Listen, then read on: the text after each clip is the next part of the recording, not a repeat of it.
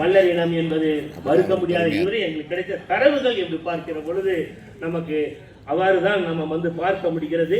ஆக அப்படி பார்க்கிற போது உற்பத்தி முறையிலே இந்த உறை தங்குகின்ற இடங்களுக்கு வருகிற போது அந்த குடும்ப அமைப்பு என்ற ஒன்று நமக்கு உருவாகிறது. ஆக இந்த குடும்ப அமைப்பை பற்றி கல்வெட்டுக்களை நம்ம பார்க்கிற போது நமக்கு சில சான்றுகள் கிடைக்கிறது. குடும்பாட அப்படிங்கிற ஒரு சொல்லாட்சி வருகிறது. ஏன்னா தரவு என்று பார்க்கிற போது நமக்கு தரவு தான் பேசும், வரலாற்றை எழுதுவதற்கு நான் பேச முடியாது. ஆக வரலாற்று தரவுகள் கல்வெட்டு என்ன சொல்லுது? குடும்பாட ஆக உழு குடி பணி செய்ய என்று பேராசிரியர் சுப்புராயல் அவர்கள் தங்களுடைய தமிழ் கல்வெட்டு அகராதியில் பதிவு செய்கிறார். ஆக குடும்பாட உழு குடி பணி செய்ய, அப்ப உழு குடி என்கின்ற விவசாய பணி செய்த ஒரு இனம் இந்த மல்லர் இனத்தை தான் நாம் பார்க்கின்றோம். குடும்பியர் என்ற சொல்லுக்கு கல்வெட்டுல உழு குடிகள் என்று சொல்லப்படுகிறது.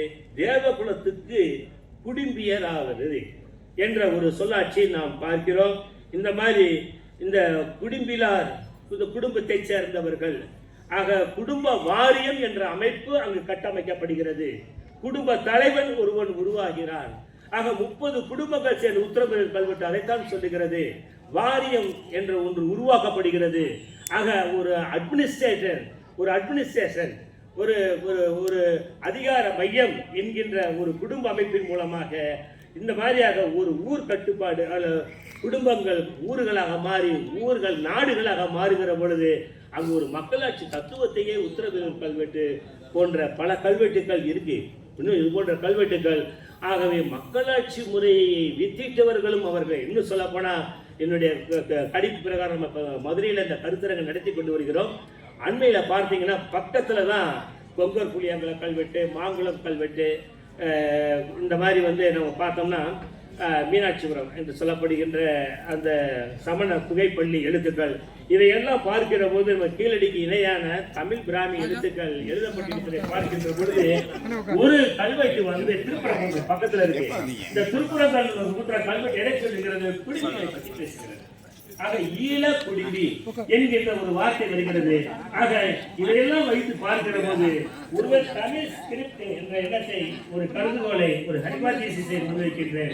இந்த தமிழ் தொல்லெழுத்துக்களை உருவாக்கியவர்களும் இந்த மருதல் நிலத்தில் வந்த மல்லர் இனத்தை சேர்ந்தவர்களால் தமிழ் மொழி வரிவடிவத்தையும் மொழியையும் உருவாக்கியிருக்கிறார்கள், பேசியிருக்கிறார்களோ, தொடக்கம் இருக்கிறதோ என்ற ஒரு கருதுகோள் ஒரு ஆய்வுக்கு நாம் உட்படுத்தப்பட வேண்டும். எமக்கு சான்றுகளை வைத்து நான் பேசுகிறேன். ஆக இது திருப்பரங்குன்ற கல்வெட்டு சான்று தருகிறது. ஆக பக்கத்தில் இருக்கின்ற நம்ம பார்க்கிற போது அத்தனை சமண குகை பள்ளி எழுத்துக்களும் தமிழ் அந்த குகை பள்ளியில் தான் எழுதப்பட்டிருக்கின்றன. ஆக அந்த குகைப்பள்ளி எழுத்துக்கள் பார்க்கின்ற போது தொடக்க சங்க இலக்கியங்கள் எழுதப்பட்ட அந்த எழுத்துக்கள் பார்க்கின்ற பொழுது நமக்கு இந்த சான்றுகள் எல்லாம் நமக்கு கிடைக்கப்பெறுகிறது. ஆகவே இந்த பகுதியானது இதே நிறைய விஷயம் பள்ளி என்று சொல்லுகின்ற போது உழவு தொழில் மேற்கொண்ட ஒரு சாதி இனம் என்று நாம் பார்க்கின்றோம். சுப்பிரமணியம் அவர்களும் சொல்வார், ஒரு குரூப் ஆஃப் பீப்புள்ஸ் ஒரு அமைப்பு முறை என்று இந்த குடும்பம் என்கின்ற அமைப்பு முறை ஒரு குரூப் ஒரு குழுவினருடைய ஒரு அமைப்பு முறைதான் இந்த குடும்ப அமைப்பு, குடும்பம் என்கின்ற ஒரு அமைப்பு என்று சுப்பிரமணியம் அவர்கள் சொல்லுவார்கள். ஆக அந்த அடிப்படையில் பார்க்கிற போது நமக்கு அடிப்படையாக இந்த மல்லர் இனத்தை தான் பெறுகிறோம். அதே மாதிரி வின்சென்ட் ஸ்மித் என்பவர் ஒரு அடிப்படையான ஒரு செய்தியை சொல்றார். அவர் கொஞ்சம் வரலாறு கொஞ்சம் பார்க்கிறாரு. வின்சென்ட் ஸ்மித் என்ன சொல்றாருன்னா, உழவு தொழிலை மூல தொழிலாக கொண்ட தேவேந்திர வேடர் பற்றிய குறிப்புகள் குறிப்பிட்ட காலகட்டங்களில் இருட்டடிப்பு செய்யப்பட்டன. நம்ம அறிஞர்ல வெளிநாட்டு அறிஞர் சொல்றாரு. ஆக வின்சென்ட் ஸ்மித் அது எப்படி திட்டமிட்டு மறுக்கப்பட்டிருக்கிறது என்ற கருத்தை இனிமேல் ஆய்வு செய்யணும். இது இருட்டடிப்பு திட்டமிட்டு இருட்டடிப்பு செய்யப்பட்டிருக்கிறது என்பதுதான். ஆனா ஒன்று மட்டும் தெளிவாக தெரிகிறது, உழவு தொழில், வேளாண்மை, நெல் விவசாயம், எந்த சிப்புப்பட்டயம், பழனி சிப்புப்பட்டயமா, சிவகங்கை சிப்புப்பட்டயமா, நெல் வேளாண்மையை பற்றி வேற எந்த இடத்துக்கு வேற எந்த சாதிக்கு இந்த அளவு கிடைக்கும் உண்மை, இதை சொல்லித்தான் ஆகணும்.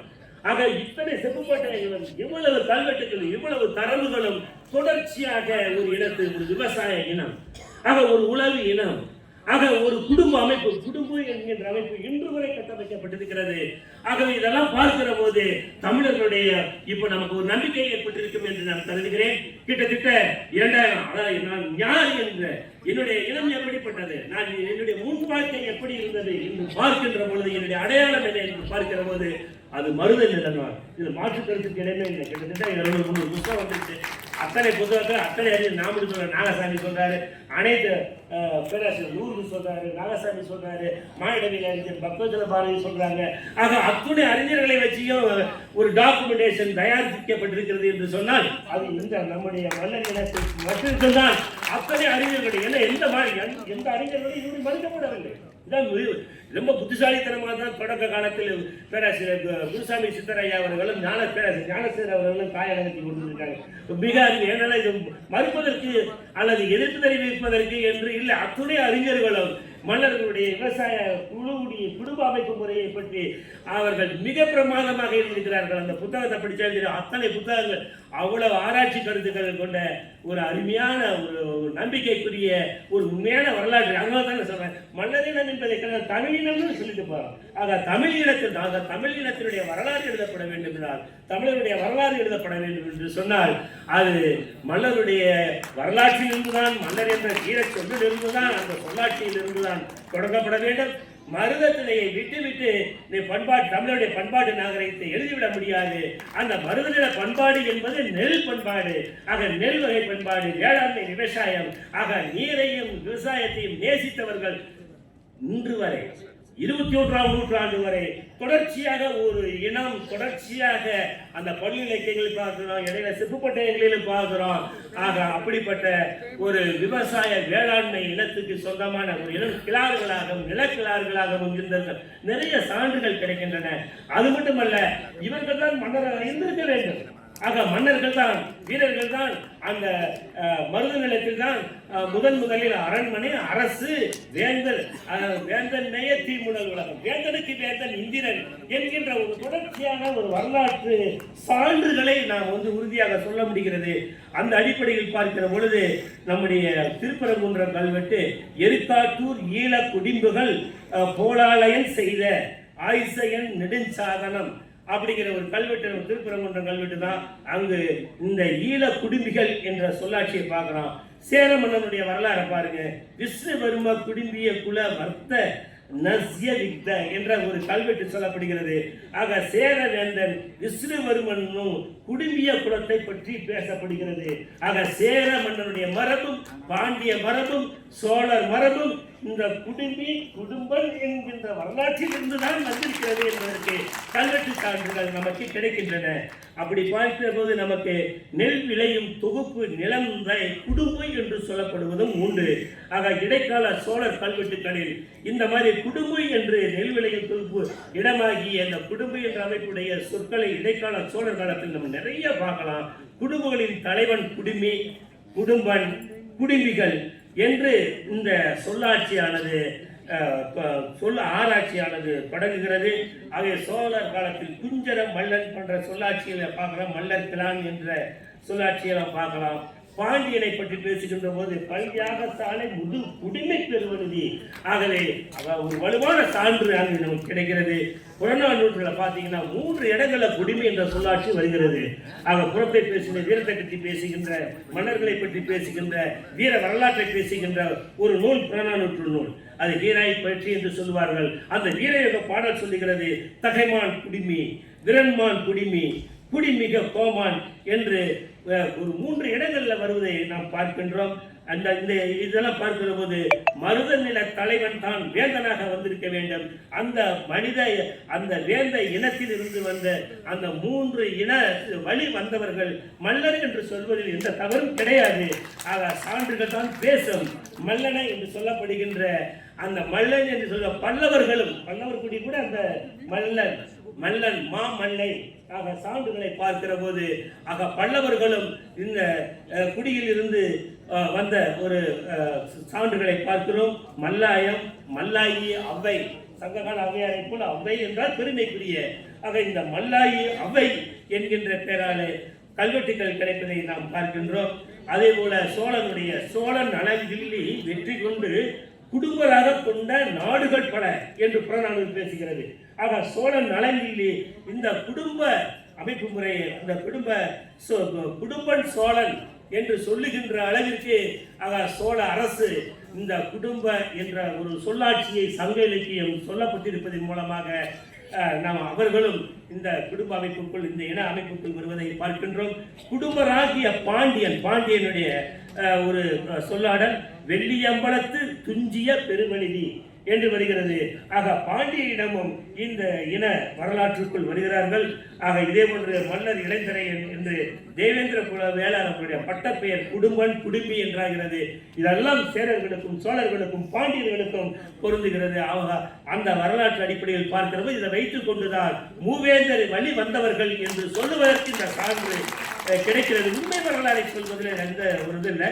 குடும்ப இடத்தைச் சேர்ந்த சிங்கன் இன்னும் பார்த்தீங்கன்னா கொங்கு நாட்டு வரலாற்றில் வேறு சில பிற்காலத்து அந்த இடைக்கால சோழர்கள் வீரராஜேந்திரன் வீர சோழனுடைய காலத்து கல்வெட்டுகளில் பல குடும்பங்கள் பற்றிய செய்திகள் வருகிறது. பட்டீஸ்வரன் கோயில் கல்வெட்டை இதே போன்று வருவதை நாம் பார்க்கின்றோம். பல கல்வெட்டுகள் இதை பற்றி பேசுவதை நாம் பார்க்கிறோம். இந்த மாதிரி அதே மாதிரி நீரோடு தொடர்புடையவர்கள் காலாடி, கால்வாய், ஆக நீர் வேளாண்மை, ஆக நீரை அதை தடுத்து வெள்ளாண்மை செய்தவர்கள். ஆக வெள்ளத்தை தடுத்து, வெள்ளம் என்று சொன்னால் தண்ணிங்கிற வார்த்தை சங்க காலத்தில் இல்லை, தண்ணிங்கிற வார்த்தை கிடையாது, வெள்ளம் தான் தமிழ். ஆனா இந்த வெள்ளம்ன்ற சொல்லாட்சி நீங்க மலையாளத்தில் இருக்கு. ஆனா நீங்க நம்ம மலையாளின்னு சொல்றோம் அவங்க. ஆனா 12ஆம் நூற்றாண்டுக்கு முன்பு அவர்கள் தமிழர்கள் தான். ஆக வெள்ளம் என்ற வார்த்தை அவர்களிடம் தான் இருக்கிறது. ஆக வெள்ளத்தை தடுத்து ஆண்டவர்கள் மன்னர்கள். ஆக வெள்ளத்தை தடுத்து தேக்கி நீர்ப்பாசனத்தை கண்டுபிடித்து அந்த நீர்ப்பாசன முறையில் ஒரு பாசனம் தான் கால்வாயிலுடைய ஒரு வகைதான் கால் என்ற வார்த்தையிலிருந்து வருகிறது காலாடி. ஆக காலாடி என்று பெயர் இந்த நீர்ப்பாசன மேலாண்மையை மேற்கொண்டதனால் தான் இந்த மன்னர் இனத்திற்கு காலாடி என்று பெயர் வருகிறது. வாய்க்கால் நீர் கொண்டு வரக்கூடிய உரிமை உடையவர் என்று பொருள். ஆக நீர் கொண்டு வரக்கூடிய உரிமை மட்டுமல்ல, இன்னும் நிறைய கல்வெட்டு மேலாண்மையை செய்கிறார்கள். அந்த தேவிஸ்ரீ அணையாக இருக்கட்டும், சூடு சில அந்த பண்டைய காலத்து டான்ஸ் முழுக்க மேலாண்மை செய்தவர்கள். மேலாண்மை என்ற அந்த அதிகாரத்தில் இருந்து பார்த்து கொண்டவர்கள் இந்த மன்னர் இனத்தை சேர்ந்தவர்கள் என்பதை நாம் பார்க்கின்றோம். ஆக குடும்ப வாரியம் என்றெல்லாம் உருவாக்கப்பட்டிருக்கிறது. ஆக தோட்ட வாரியம், ஏரி வாரியம் போல, கழனி வாரியம் போல இடைக்காலத்தில் குடும்ப வாரியம் என்ற ஒரு அருமையான வாரியம். ஆக இதை வைத்துக் கொண்டு தான் மக்களாட்சி தத்துவ முறையும் கொண்டு வந்தது. இங்கிருந்து குடவோலை முறை, நீங்க இந்த இன்விடேஷன் அழைப்புதல் கூட நான் பார்த்தேன். உரிமை கொண்டாடலாம், அது தவறே கிடையாது. ஆகவே மக்களாட்சி தத்துவத்தை கொண்டு வந்தவர்கள் இந்த அடிப்படையில் பார்க்கிற போது குடும்ப வாரியம் என்ற ஒரு வாரியத்தை பார்க்கின்றோம். அது வந்து குடிம்பிடு பாடகம் என்று சொல்லக்கூடிய வார்த்தைகள் வருகிறது. உத்தரமேரூர் கல்வெட்டு போல இன்னும் பல கல்வெட்டுக்கள் இந்த குடும்பம் பற்றியும் இந்த ஓலைகள் பற்றியும் குடும்ப அமைப்பு முறையை பற்றியும் இந்த வாரியத்தை பற்றியும் பேசுகின்றன. 30 குடும்பத்துக்கு 30 வாரிய தேர்ந்தெடுக்கின்ற முதல் மக்களாட்சி முறை உலகத்தில் பார்த்தீங்கன்னா இந்த கல்வெட்டுக்களில் தான், நம்ம சோழர் கால கல்வெட்டுக்களில் தான் பார்க்க முடிகிறது. அப்படி பார்க்கிற போது முதல்ல இந்த மல்லன் என்ற வார்த்தை பள்ளன், கூத்தன், பள்ளன், கிளான் என்ற தொல்லியல் அறிஞர் கருணாகரன் தான் சொல்லுவாரு. ராஜராஜனுடைய கோயில் கல்வெட்டுக்கள்ல முதல் வார்த்தை 10ஆம் நூற்றாண்டுல வந்திருப்பதை நாம் பார்க்கிறோம்.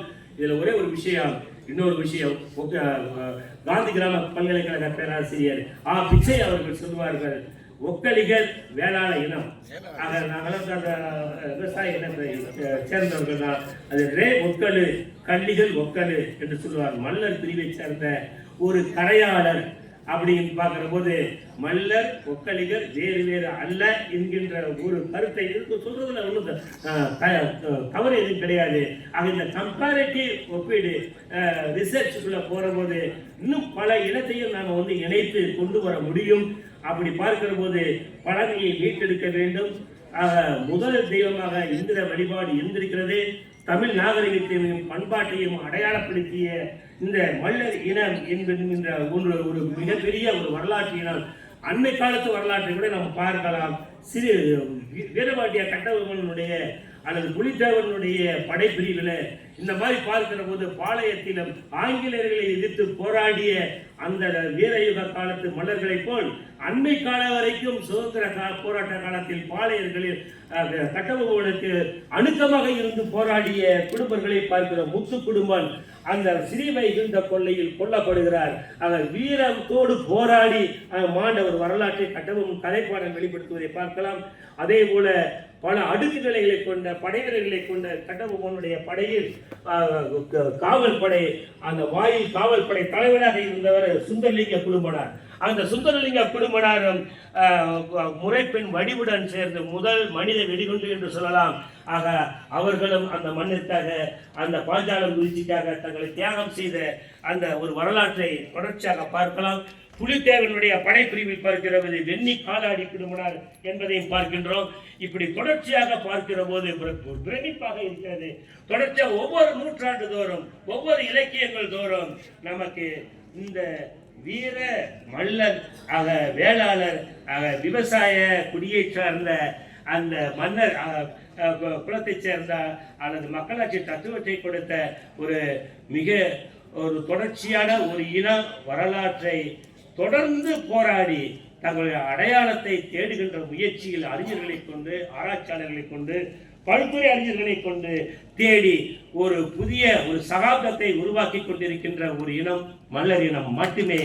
ஆகவே இந்த இனத்தினுடைய வரலாறு நாங்கள்லாம் பார்க்கிற போது இது தமிழருடைய இனமாகத்தான் பார்க்கின்றோம். அப்படிப்பட்ட ஒரு இன வரலாறு என்பது இந்த எங்களுடைய ஆராய்ச்சியில் கல்வெட்டு தொல்லியல் மற்றும் பல்துறை ஆராய்ச்சியின் மூலம் ஒரு உண்மையான வரலாறு வென்றெடுப்பது தமிழுக்கு பெருமை, தமிழ்நாட்டுக்கு பெருமை, தமிழனுக்கு பெருமை என்று கூறிக்கொண்டு வாய்ப்புக்கு நன்றி கூறி விடைபெற்றுக் கொள்கின்றேன். நன்றி.